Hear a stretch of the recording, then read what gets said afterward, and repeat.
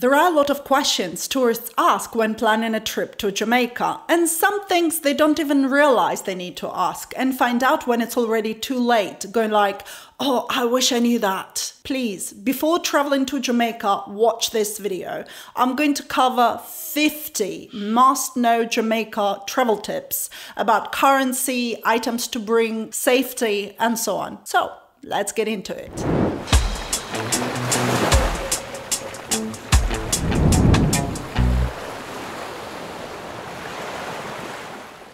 I'm an Airbnb host, and all the points you're going to hear in this video are the questions that our guests asked me. And we're starting off with the currency.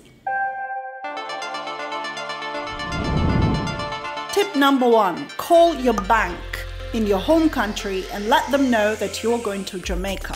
This is because when you want to use your credit card or debit card in a local Jamaican ATM or in a Jamaican restaurant or supermarket, your bank back home might view this as a suspicious activity and block your card.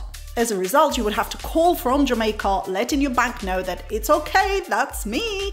So to prevent this from happening, just call them in advance before your trip. Jamaica has its own currency. It's called Jamaican dollar. However, US dollars can be used everywhere in Jamaica to pay for anything. The thing is though, the exchange rate you're gonna get when paying in US dollars and the actual price you would have paid in Jamaican dollars can vary quite a bit. The general rule to make it easier for you: use US dollars when you're paying for all the tourism stuff and use Jamaican dollars when you're paying for all the local stuff. As simple as that. Number 3, do not change money at the airport. It's the worst, like the worst place. They will try to trick you too. They will say things like, we don't have any commission here. And technically they're not lying. They're not charging you any commission, but nobody's charging commission for money exchange in Jamaica. How much cash you should bring? Well, it depends on how many days you're planning to spend in Jamaica. I'd say bring at least $200 US per person. If you don't spend it all, okay, you can always bring it back. Then have your card to use at an ATM in Jamaica to withdraw Jamaican dollars. ATM would usually have the best exchange rate, but keep in mind that you will be charged for using your card at an ATM. It's like between $3 to $5 US each transaction. So withdraw the maximum you can, which in Jamaica would be 30,000 Jamaican dollars. Now, what if you're coming from European Union or from Britain or from Canada? Still bring US dollars. Use your card to withdraw money at an ATM. You're good to go. Should you give tips, and how much tips you should give? Now, at the restaurant, it would be 10%.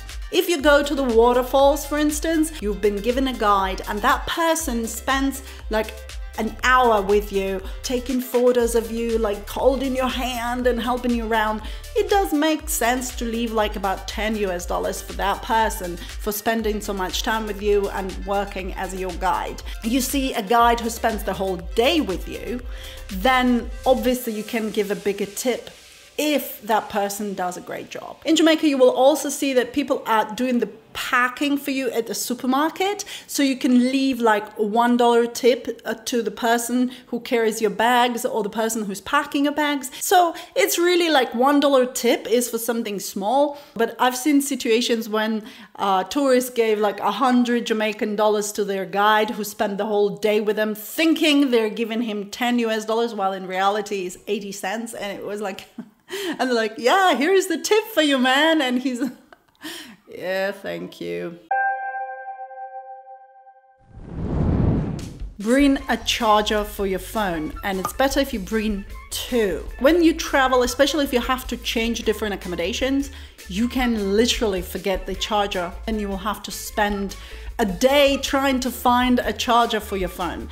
Keep one in your bag at all times and use the other one in whatever the hotel where you go to. By the way, with chargers, Jamaica has exactly the same sockets as the United States. So all of your American equipment is going to work here. And if you're coming from Europe, make sure you bring the adapter from European to American plug. And it is important to charge your phone fully, and when you're flying on a plane, don't use your phone, or if you're using your phone, make sure you charge it from a power bank or something. Bring this case where you can carry your passport, ID, and all the other documents, because the number of times people lost their passport is incredible. What happens is they come out of the airport with their passport in their hand, and once they get in a car and they start moving the luggage, the passport falls out of their hand and they lose it.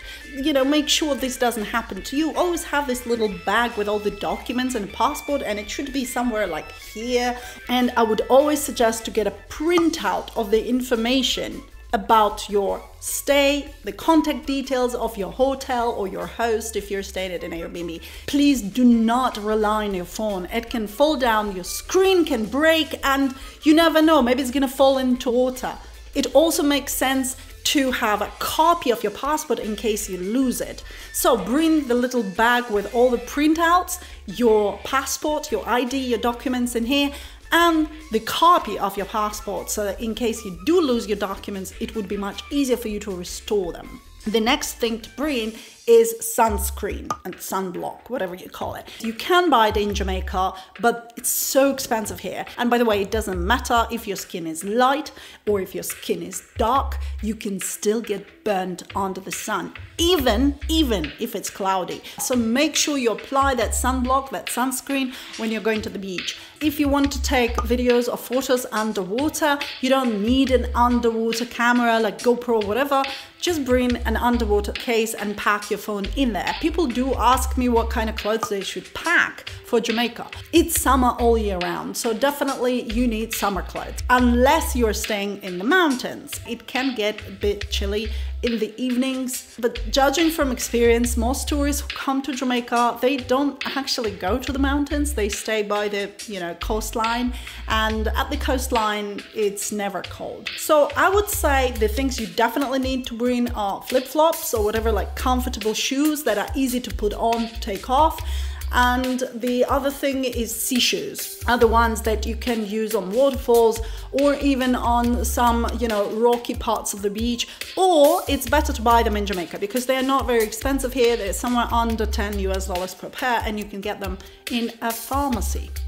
If you are a smoker, meaning you smoke cigarettes. In Jamaica, the local cigarettes called Craven, and they cost around $8-9 per pack, while Marlboro would be $12. It's not that easy to find cigarettes in Jamaica. It's not that they're sold everywhere. So if you're a smoker, you might want to bring cigarettes with you, or especially if you smoke some special brand, it's not like you're gonna find it in Jamaica, so just bring it with you. Now, for those who snorkel, bring mask and fins if you're serious about snorkeling and you want to do it a lot. However, if you're coming for like 2 or 3 days, and especially if you're staying in a resort, you can get snorkeling gear there for free. It's only if you're not staying at a resort or if you want to go snorkeling in some special place. Like at our Airbnb place, we charge $10 per snorkeling set. That's the mask and fins per day. But on certain places, they would charge $10 per hour, like if you go into a beach and you want to rent a set there. So if you're coming for a longer stay and you do enjoy snorkeling a lot, so it's better to bring your own snorkeling set. But if it's only for a few days and you want to rent it once, then it obviously doesn't make sense carrying the heavy stuff with you in a bag. When is the best time to come to Jamaica? The short answer is all year around. I have a separate video dedicated to this particular question. It's called Best Time to Come to Jamaica, Seasons, Hurricanes, and it all explains how this works, what rainy season really means, because it's not exactly the same as in other tropical countries. Please check out this video. It covers all the information. A more important thing to keep in mind is the actual location. I will be making a destination guide showing like the best itinerary you can plan and like how you can move around Jamaica. So don't forget to subscribe if you don't want to miss that part. But for now, let's move on to the next point. Certain locations in Jamaica, they pretend they are located in Montego Bay when in reality they are not. Oh, like swim with dolphins in Montego Bay. No, it's not located in Montego Bay. It's about 40 minutes drive from Montego Bay. But they say it is in Montego Bay so that people who come to Montego Bay book with them. Now, there is even a hotel called Grand Palladium that claims it's in Montego Bay. It's not. It's about 40 minutes drive from Montego Bay in a town called Lucy. Yet they say they are in Montego Bay because it's much easier to sell rooms in a hotel when you say you are in Montego Bay. Now, why is it a problem? It's not really a problem until you want to book tours. Like, we had guests who wanted to book a tour and they're like, we want to go on a day trip to Ocho Rios from Montego Bay. Can you do a pickup for us? Sure. Where in Montego Bay are you? Oh, we're in Grand Palladium. And it's like 40 minutes for a driver to go to Grand Palladium, get you there, bring you back, another 40 minutes. So it's like almost 1.5 hours just to pick you up, you know, driving. So make sure to check the exact location of your resort or of your Airbnb, and make sure to check the location of the experience where you're going to, because sometimes people don't realize. And that's the next point. Jamaica is not a small island, and don't look at the miles. It's just because Jamaica is mountainous and sometimes the roads go like this, and so it's not as fast as you might think. You're like, it's only 20 miles.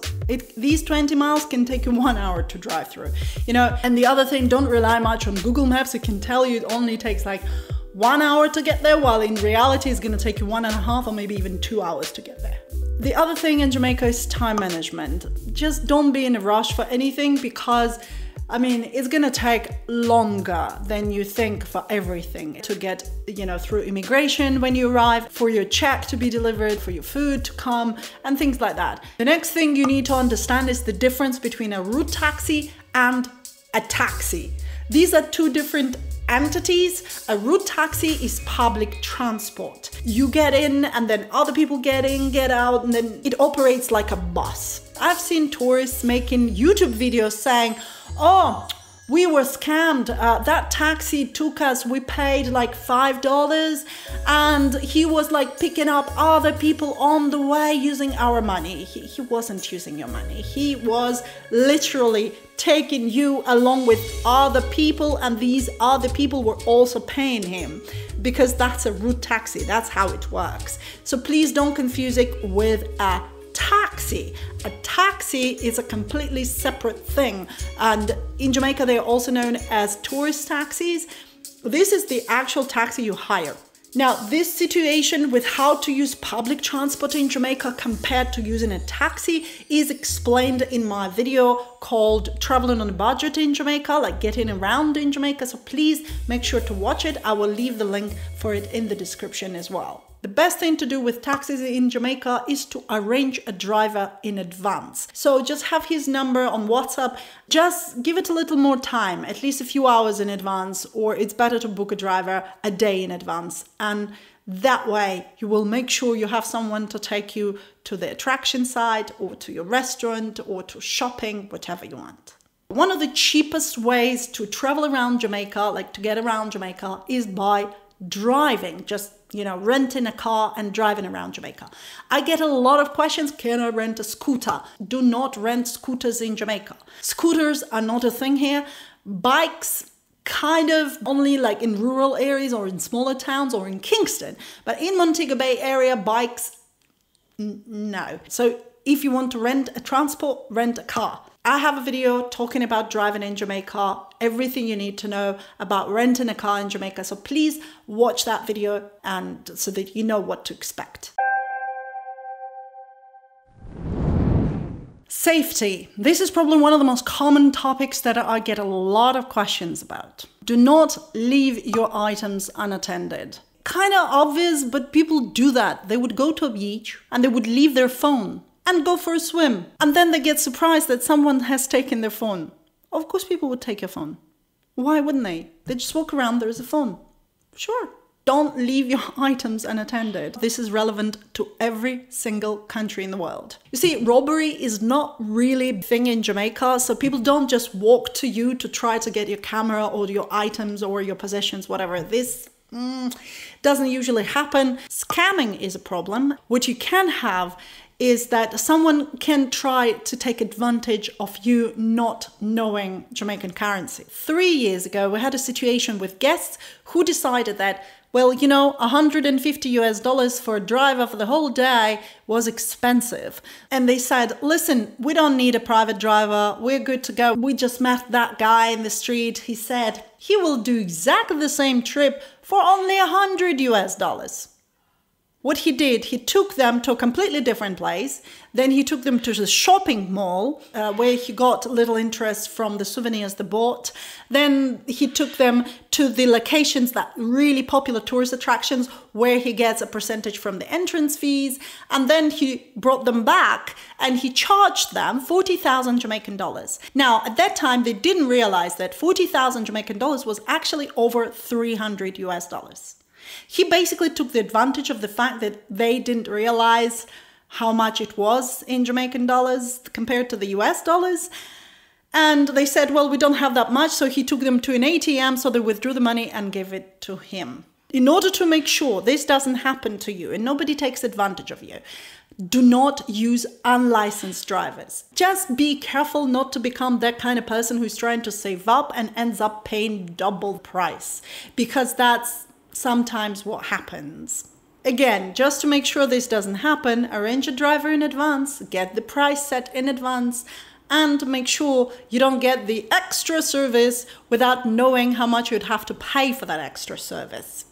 Do make sure you check the currency exchange rate using Google just a day before your trip. Now, this brings me to another problem that you can experience anywhere you go as a foreigner: pushy sellers. There are some who want to make a living and they simply offer their services or goods for you in the street, on a beach, and so on. Please don't walk around ignoring people. It is viewed as very rude in Jamaica. So if you're walking around and somebody comes to you and starts offering their goods or services, just turn around and say no thank you or yes please, but don't just, pretend as if you don't hear them.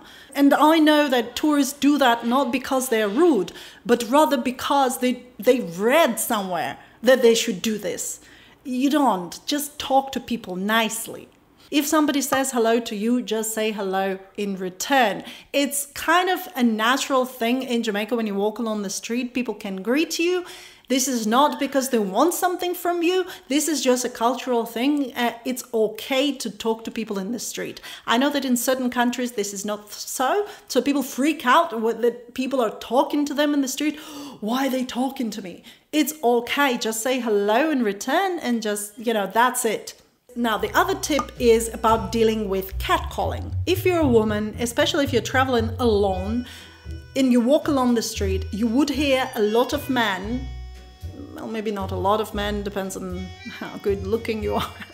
But you would definitely hear men keep giving you compliments. A person can come to you and ask for your phone number, and sometimes it would be like very direct and straightforward with some interesting words that in your home country might be viewed as sexual harassment.